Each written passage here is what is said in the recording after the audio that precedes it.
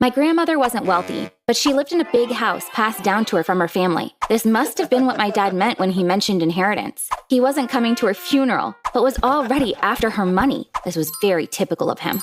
We were getting ready to leave after the funeral. My mom's phone rang. It was the lawyer. He asked us to come to his office the next day. We were surprised. Typically, as his son, my father was my grandmother's legal heir, so why had the lawyer invited us? Maybe this had nothing to do with inheritance. We extended our stay there one more night.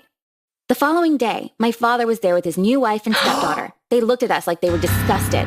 "Why are you still here? Didn't I tell you to leave after the funeral?" my father yelled. The lawyer calmed him down by saying, "Please don't get upset. I invited them. They need to be here to read your mother's will." Dad looked at him incredulously. "The will? So my mom has a will. I'm her son. Shouldn't I be inheriting everything?" he asked.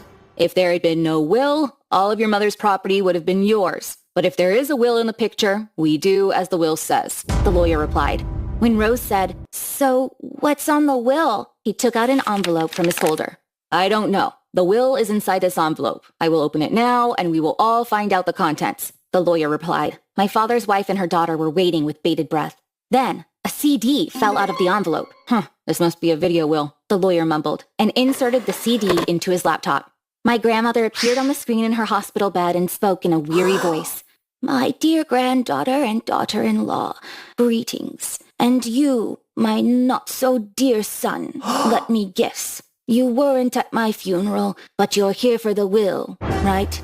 'Cause I'm no longer there. You think the family house belongs to you, but you're wrong, because I already sold it and donated the proceeds to charity." My father was so shocked that he screamed, "What is this woman talking about? That house is my birthright! It is my house! No one can take it away from me!" The lawyer shushed him.